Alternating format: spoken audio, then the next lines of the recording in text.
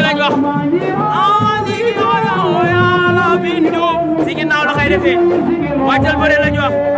waaw waaw fils de Da Soumaré ngi doon ndeysaan doomu Da Soumaré yaa ngi nii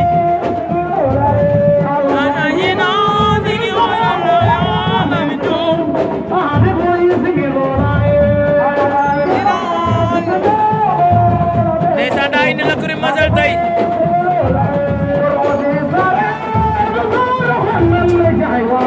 waaw waaw Boy Malika Général Malika waaw waaw deuxième tour poids léger yi ndeysaan waaw waaw ndeysaan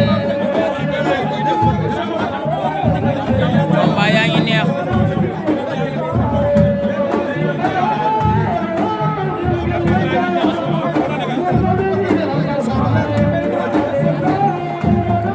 Ablaye Ndong la ndeysaan bu Fissel ak ki nga xam mooy Tony Junior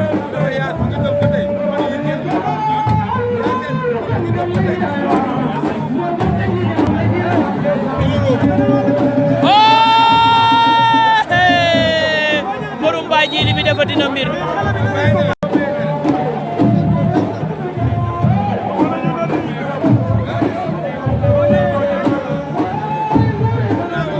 waaw combat day gaaw day neex day saf waaw waaw diggante Tony Junior ak Ablaye Ndong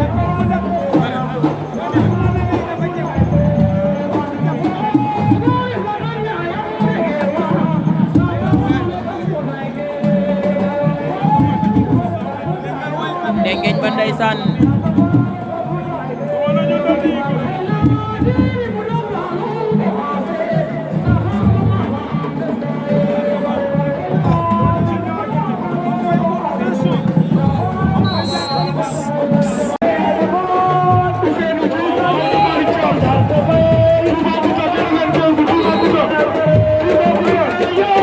waaw waaw buuru Saalum a ngi noonu borom jamono la façade de zone Dior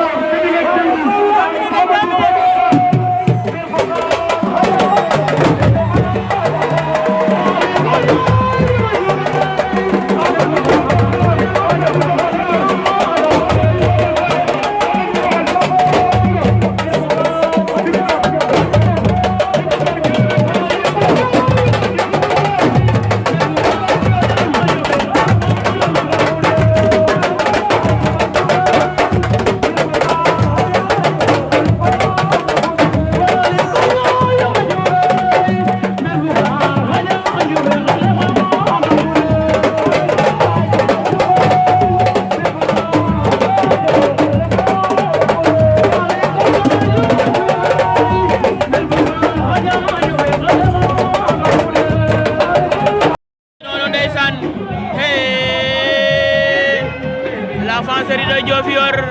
xale baa ngi noonu ndeysaan combat yi neex na ndeysaan ma xool bu si njëkk a am jël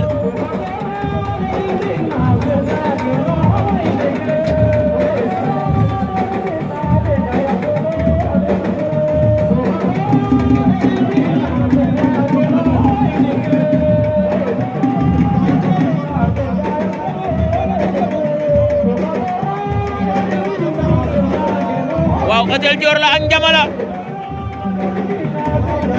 Hôtel Dior ak Njamala ndeysaan Mame Ndoura Mbassi si ginnaaw waaw waaw Doudou Sané ak Mbine Gaye ki bu Ngunjaan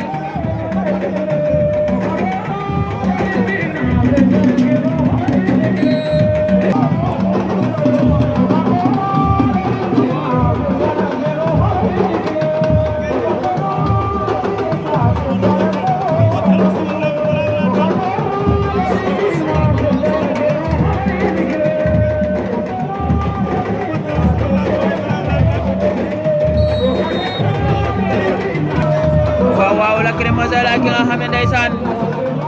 waaw waaw dem nañ Jamala ak ki nga xam ne ndeysaan moo di Hôtel Dior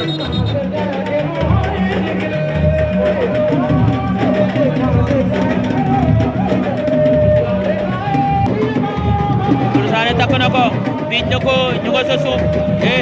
rëcc na la ilaha illallah moom Mbine Gay ki ndeysaan Hôtel Dior ak Jamala waaw wër na ko ndomba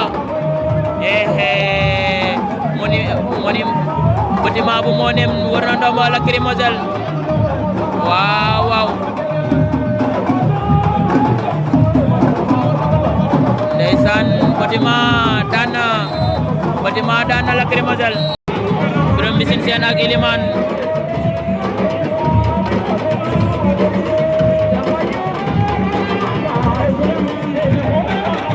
jël na ko añ na ko takk na ko rof na ko Hôtel Dior daan na Jamala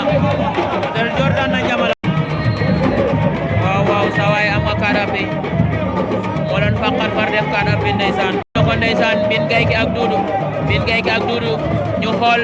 fu ñuy mujj ndeysaan Mbine Gay ki ak Doudou la ilaha illa Doudou sëq nga keño gi si ginnaaw ndeysaan ñu nga jëm sa suuf Mbine Gay ki ngay jéem a mboot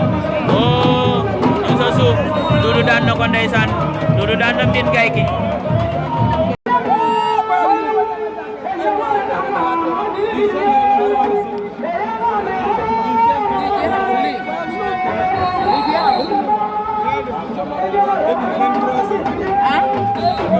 Adja daan na ndeysaan waaw X9 jël na xale maa gën a jaxabal ba takk na ko fu mu jëm ak moom biij na ko X9 fa ngi bale si kaw xale maa gën a ndeysaan xale maa gën a bu fisal ak X9 biij na gauche bi droite waaye xale maa gën a daa dis ndeysaan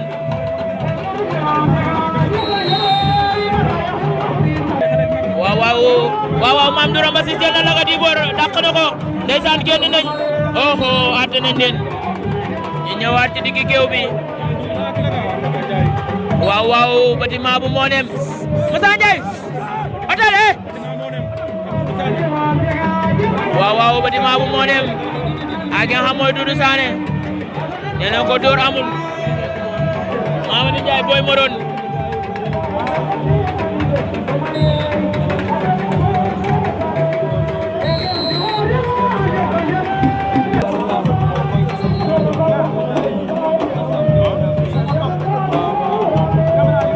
romb noon ndeysaan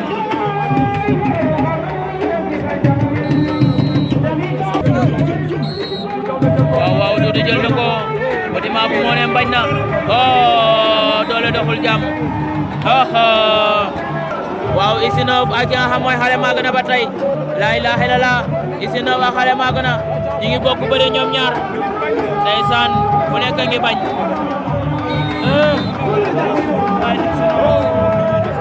X9 ak bâtiment bu Monem ndeysaan waaw Mame Ndour jël na lagandong Mame Ndour jël na ko ndeysaan arbitre ba may ñu ko waaw dàq na ko waaye laga mbot kat na ndeysaan ndeysaan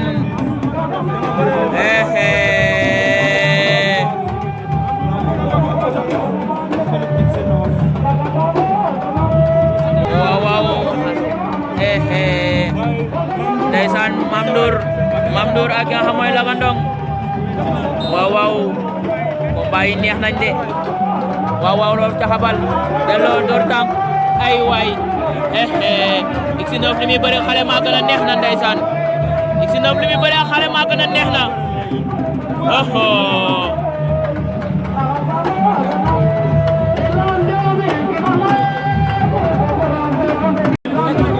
waaw door na ko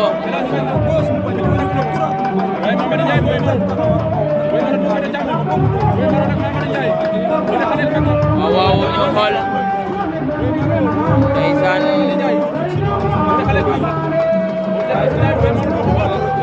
waaw dem na ndeysaan Mamadou Ndiaye Boy Morone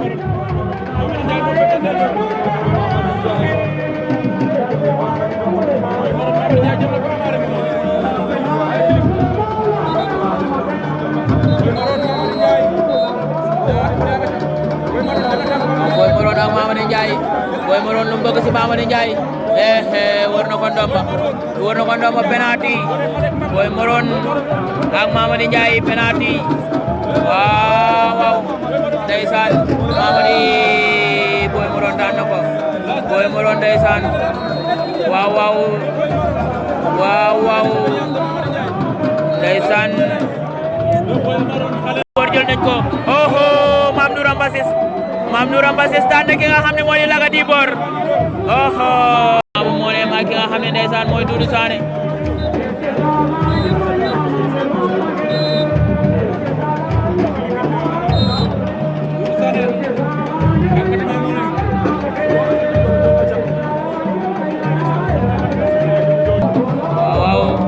Libidor jël nañ tànk ba ndeysaan waaw saa waay jël tànk ba Simon Ñoojoor daan na Libidor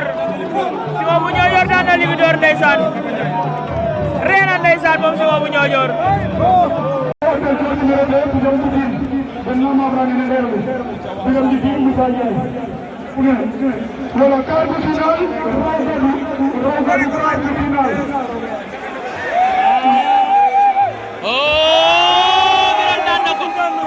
Bisin daan na ko ndeysaan la ilaha illallah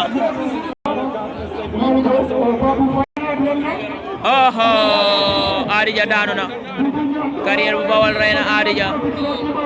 waaw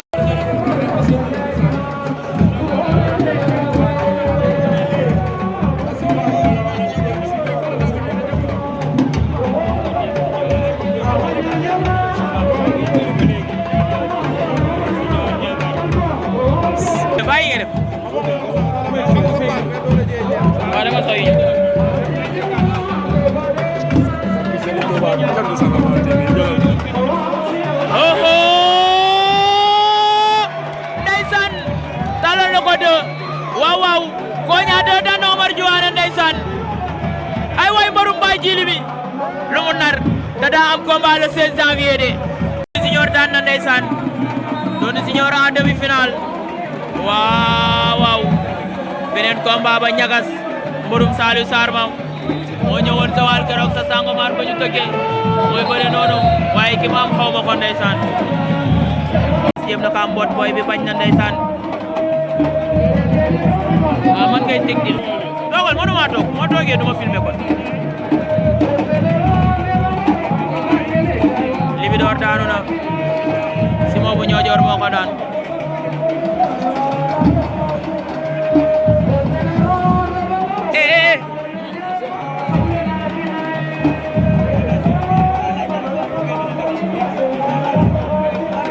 quart de finale poids léger mooy daw ñu tegal leen mise 1.500.000 raw gàddu ñu ngi demi finale waaw ñoom seen quart de finale jeex na léegi poids lourd ma xool poids lourd tamit ma xool ñaata mbër de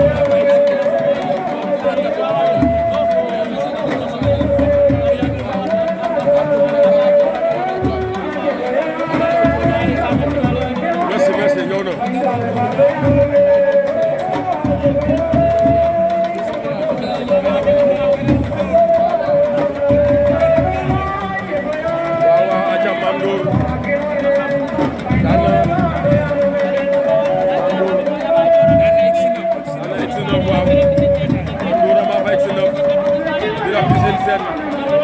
Toubacouta Birame Mbissine Sène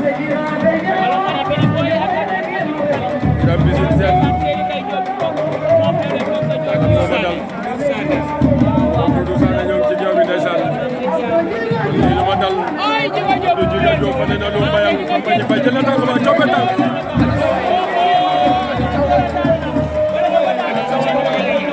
Aliou Thiaw daanu na Aliou Thiaw daanu na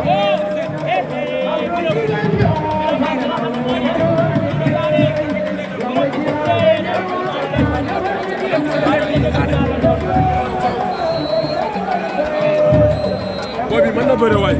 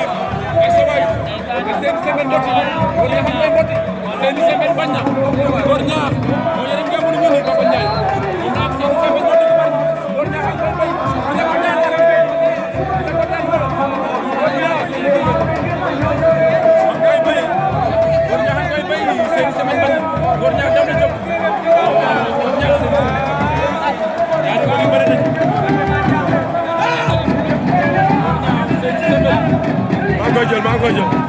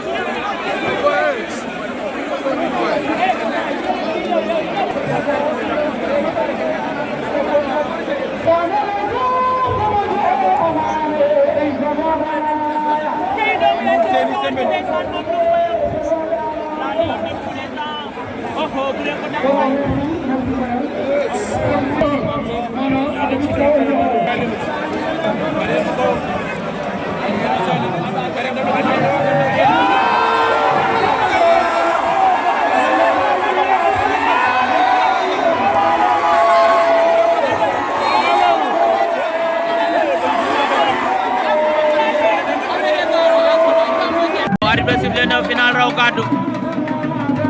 ndeysaan be passé Ngor Ñaax ak ki nga xam ne moo di Seeni bu Bari ñoo ko final woon waaye tey Ngor Ñaax daa génne Seeni bu Bari ñi si demi final yi waaw waaw mook Sambe 2 ñoo koy final bu ñangal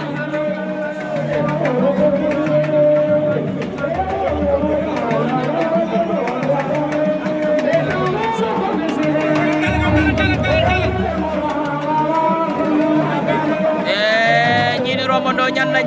bu leen ma xañ final bi oho arrivé na leen waaw waaw jël na tànk ba ndeysaan mu génne ko dëbb ko benn sol booy bu bole ko loxo bi si conjoli ndeysaan mu koy jéem a roof ca xabal Ngor Ñaax ang koy delloo Sambe 2 moo ñu woon ginnaaw Ngor Ñaax lañ jàkkaar lool waaw waaw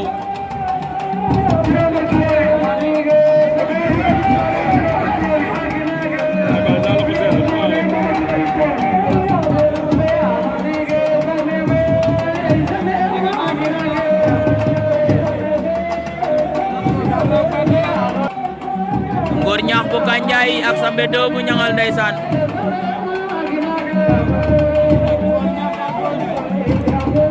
Arriba nee na leen bëre leen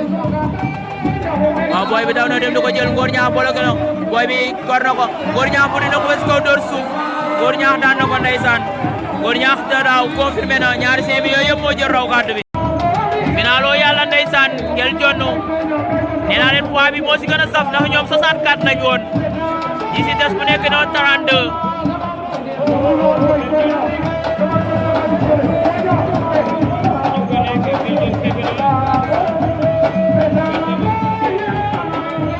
waaw diggante Ngel Jonn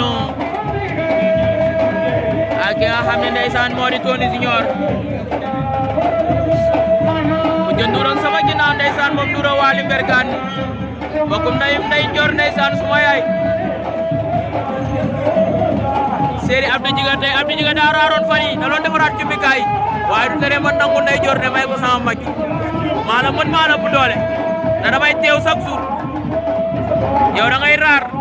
te man kuy raar xaw ma si loo ne xaw ma da nga demoon génn naat ak Fatou Mama wala déet dama la mën a may sama yaay les poids lu 32 la woon Ngel Jonn numéro 2 waaw final poids léger ñu doonoon 64 ma ne la ñëw ba des ñoom ñaar kese ñu tegal leen 1 million 500 ay ndaanaan lañ poids bi moo gën a métti ci lamb ji poids léger nee naa la séeréer bi nee na acca fa kambela nee naa la su ma déggoon séeréer réew mi toj ku nekk am na benn avertissement si ñoom ñaar Pakala dañ ka daan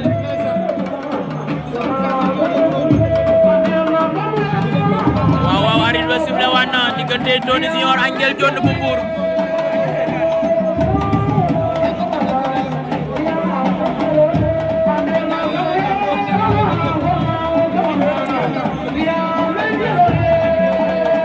ndeysaan Ngel Jonn bu Mbour ak Tony Junior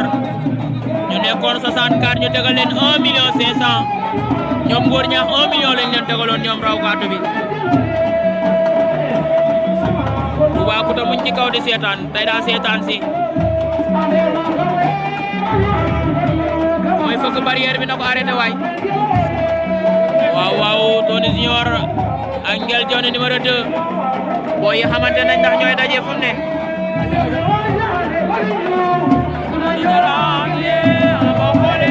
ndeysaan tey Momo Ngom fils de Babou Ngom ak doomu yaay Théo Senghor ñi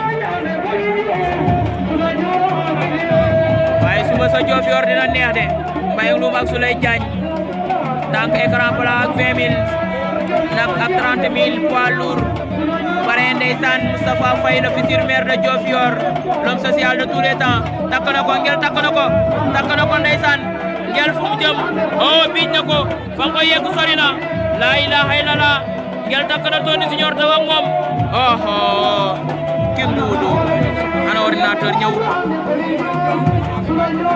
général Momo Ngom sama doom jee ko wax du samay wax waaw mboot dugal mu koy mboot la ilaha illallah arbitre yaa ma koy xaj sukol bi na ko Tony Junior daan na ko ndeysaan Tony Junior confirmé na góor ñax confirmé na Tony Junior confirmé na bee passé ñoo ko jëlaat kee jëloon poids léger ba kii moo jël raw gàddu bi ñoo ko confirmé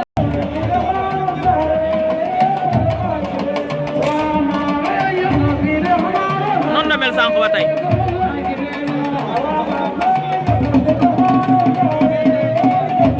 di leen wax rek ndeysaan poids lourd bi 32 la woon raw gàddu bi 32 poids léger 64 raw gàddu ñu tegal leen 1 million poids léger ñu tegal leen 1 million 500 poids lourd bi 2 millions 500 lañ ci teg ndeysaan sa avertissement ya la li ma naqari boo moytul combat bi avertissement lay jeexee bëgguñu loolu ndeysaan diggante Doudou Sané ak ki nga xam mooy Simon bu Ñoojoor bëre leen waaw fii si stade Iba Mar Diop ndeysaan 5 millions ñu départagé ko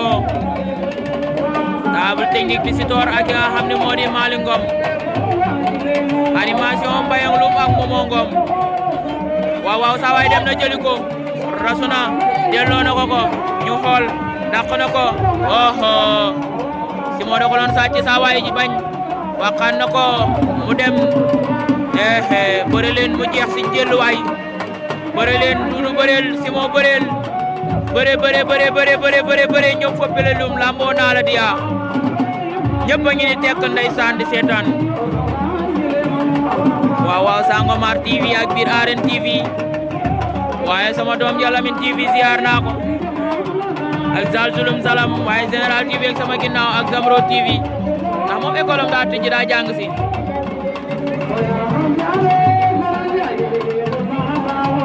woyu final ba jeexagul ah tuutee ci des woyu final yaa ngay jeex de a sonné tuutee ci des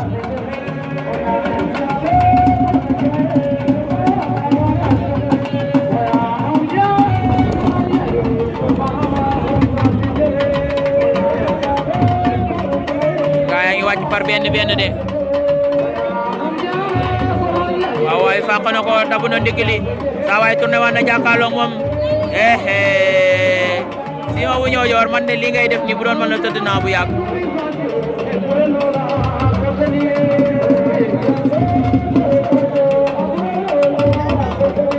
Arfan Dior maa ngi lay ziar idi Kaling Aso ngi ni si ginnaaw Malick Fall doom baay nee na kenn du Reug Reug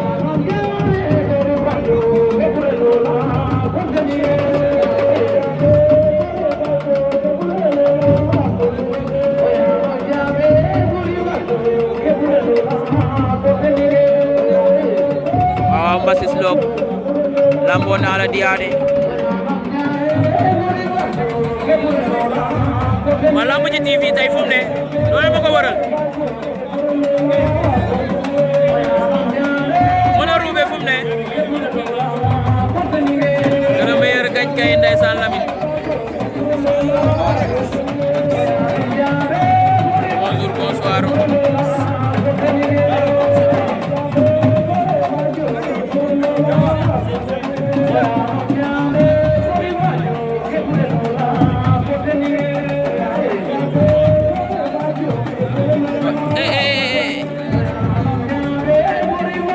Jaga ak Mbayang Loum ndeysaan ñaari doomu ndey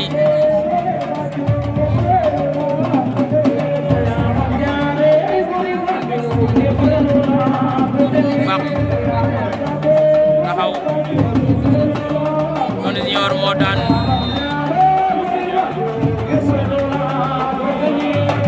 léegi lan ngeen di def ñu xool na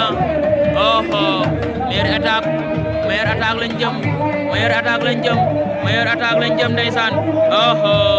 ñu nga ca meilleur attaque lañ jëm ndeysaan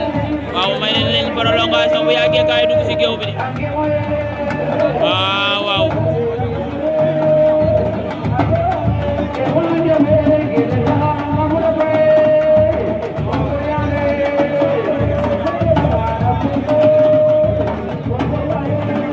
ñoom ñi projet naa la Galas Jaare Lamzo TV kenn du moom Zal Zulum Salam Cédric Masserik Ndour gis naa la dégg de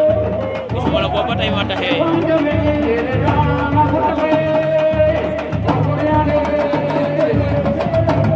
waxaan na ko saa waay tourné del topp action bi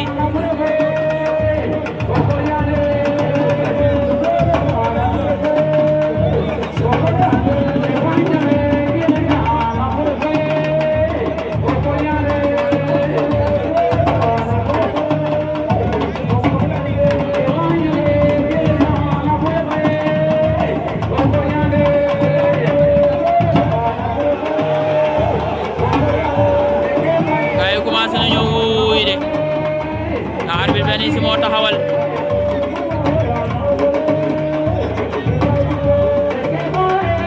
waaw jël na ko si moo dem na jëlaat ko